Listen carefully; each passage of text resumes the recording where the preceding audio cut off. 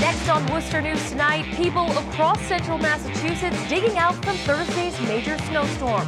We'll have a look at Worcester's latest cleanup efforts. Plus, how people in central Mass are preparing with freezing cold temps in the forecast.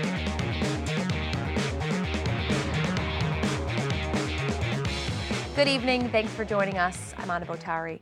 After enduring the first major snowstorm of the year, central Massachusetts is preparing for yet another deep freeze. Temperatures are expected to plummet overnight, possibly reaching below zero on the thermometer. And as the wind continues to rip through the area, some are getting ready to battle the elements. Our Cam Jandro joins us now live from outside and has more. Cam.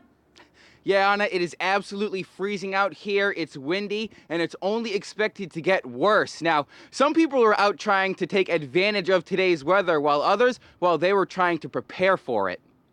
Cold, and it's going to get even colder. Central Massachusetts is gearing up for frigid temperatures. The wind chill forces ski warden Shrewsbury to close their doors early Friday. Just the wind is able to drag you across the mountain and stop you. Yeah, it's brutally cold. It's freezing. Usually when it's cold, like today I came inside 3 times because of how cold it was. Ski ward also postponed lessons Saturday due to the forecast and what they call extreme winds. After spending Friday on the slopes, some say the wind is already at a different level. Because of all the loose snow, it was blowing up the hill, and when you would go down, it would blow in your face, and it kind of hurt going down.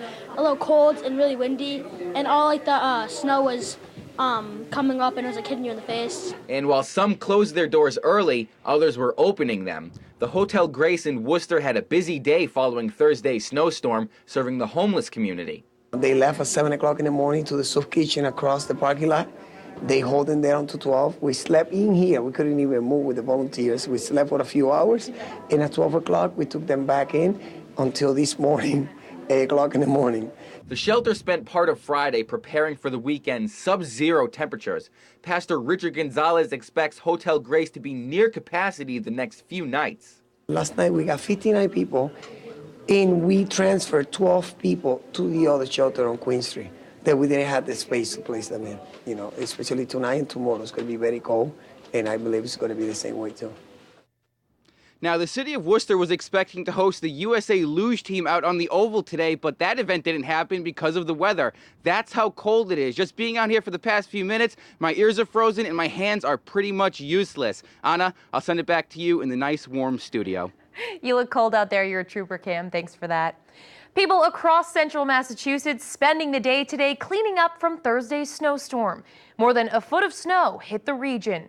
Many school districts are still closed today as people shovel out.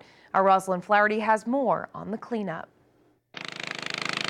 It's a familiar sight across Worcester. Get the snowblower going. Trying to clear the driveway and a walkway. People digging out from the more than 16 inches of snow Thursday's storm dropped on the city. John Conklin waited until this morning to clear around his home. It was too windy. I mean, that wind was blowing so hard. He was hard at work because with frigid temperatures, he wants to get it done before the snow completely freezes. I don't want to be out there with a chopper breaking it up. It's also what the city is recommending. They say residents should dig out sooner rather than later. The next few days are going to be very cold, and we won't get any melting. Worcester's DPW is also keeping an eye on the roads, sanding and salting where it's needed. We do have inspectors out in the city looking at the roads, and anything that they want to plow, they have plows available, cleaning up here and there. Conklin says he put on a few layers of clothes to get the job done, and even though it's tough work, he says using his snowblower is much better than shoveling. I'd never go back to shoveling again. Rosalind Flaherty, Worcester News Tonight. Fire departments across the state are asking residents to help remove snow around fire hydrants. In Auburn, there are more than 500 hydrants in town, making it almost impossible to clear them all without help from the residents. The department is trying to make it a family activity by encouraging families to send in photos clearing out hydrants. Departments are asking residents to clear 3 feet around them. Firefighters, when there's an emergency, to be able to connect to that fire hydrant, get water to the fire trucks, and ultimately put it out on a fire. 3 kids from Auburn won a $25 gift card to McDonald's after sending in this picture to the department of them clearing out a hydrant Thursday night. Take a look at this new footage from NASA of what the first blizzard of the year looked like from space. NASA satellites released multiple images yesterday, this one showing specifically the Northeast.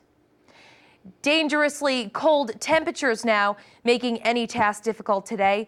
Doctors are warning people to stay inside if they can, but for some people, an extra day off means enjoying the snow. Our Brittany Schaefer has the story.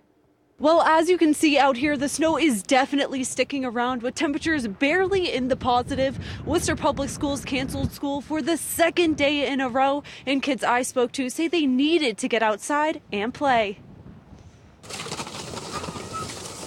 Single-digit temperatures didn't stop the Aguirre family from taking advantage of another snow day. It's a little cold, but they're enjoying it. And Dad even brought a secret weapon. I brought the kids some hot chocolates. It's really cold out and it keeps them kind of warm on the inside. But with the wind chill knocking Worcester into negative temperatures, doctors are warning people to stay inside. If you don't have to be outside, don't be outside. With a negative wind chill of like 13 or that, you're probably talking on the order of less than half an hour where you might start expecting to get some tingling and early signs of frostbite. St. Vincent Hospital says their emergency room is busy Friday, treating people with frostbite and early stage hypothermia, and the consequences could be severe. We had someone here this morning who was unfortunately outside through the evening, and they had pretty severe frostbite of their toes, and so we had to do some special procedures to kind of warm them up and stuff. And right now it looks like they're not going to lose any toes. For those who were outside, layers of clothing was a must. Thermals on, long johns,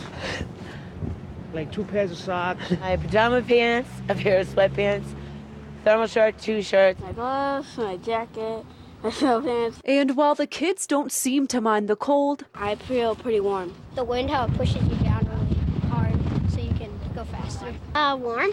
Their parents say it's a frigid day. I'm freezing, but as long as they're happy, I'm happy. I'm a little chilly today, but you know, he wants. I don't think 6-year-olds feel cold. I've just never been so cold in my life. Now, doctors say if you do have to be outside, to take breaks often and to layer. As you can see for myself, I have a sweater on, 2 jackets, long johns, a hat and gloves, and it is still a bit cold out here. In Worcester, Brittany Schaefer, Worcester News Tonight. While we're seeing bitter cold temperatures and whipping winds, it didn't stop people from hitting the slopes. Governor Charlie Baker has declared January 5th as the state's Learn to Ski and Snowboard Day. Our Chandler Walsh stopped by Wachusett Mountain today, where they were celebrating. Today is Katie's first day on a snowboard. The 9-year-old was one of dozens taking lessons at Wachusett Mountain Friday. She would tell us what to do, and then she would show us how to do it, and then we would do it. Governor Baker declared January 5th as Massachusetts Learn to Ski and Snowboard Day. State Representative Kimberly Ferguson presented his proclamation at Wachusett Mountain. Wachusett Mountain is in my district, the 1st Worcester District, so I'm here quite frequently, and to be here on this special day means even more to me. So, after Winter Storm Grayson, many jumped at the chance to hit the slopes. Oh, snowstorm was fabulous. Having a snowstorm does make you think of being outside and wanting to ski. Wachusett's Tom Myers says the mountain received 16 inches of new snow. Natural snow is like icing on the cake. We have every trail already open thanks to our great snowmaking system, but with the natural snow, it just makes it even better. Friday's icy temperatures didn't seem to have an effect on lessons.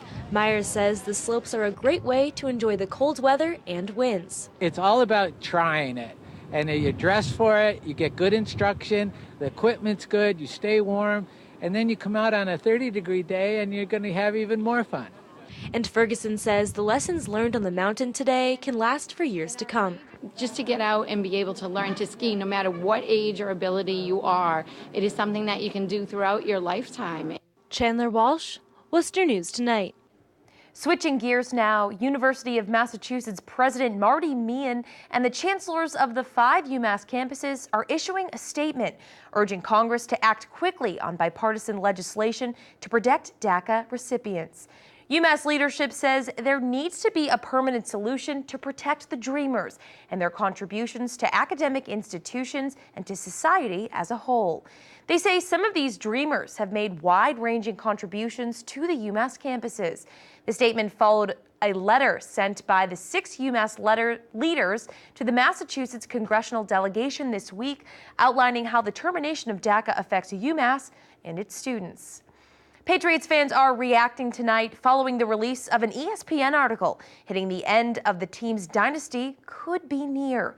Matt Corey, Pats fan and owner of Matt's at the Buzzer Barbershop in Millbury, believes the article, which revolves around Brady and Belichick's disagreement on Brady's personal trainer, is untrue and could have been posted to gain ratings. The article also says Belichick was ordered to trade away backup quarterback Jimmy Garoppolo by Robert Kraft, even though Belichick wanted Garoppolo to eventually replace Brady. Matt says, if anything, the article could benefit the team when they hit the field next. You don't put fuel on a fire, and the Patriots seems to motivate a little more. So I appreciate the motivation. We all do in Patriot Nation, so good luck. In a joint statement, Brady, Belichick, and Kraft said the report was filed with, quote, fallacies. They went on to say, quote, as our actions have shown, we stand united. Meanwhile, the Pats are working to cover the homeless as a cold snap grips the region. The team has been collecting blankets left behind by fans who attended Sunday's frigid game at Gillette Stadium. And they're donating more than 1,200 of the blankets to Boston's Pine Street Inn. The inn offers shelter and other services to the homeless. Other blankets, along with some hats and gloves, will be given to other shelters across New England.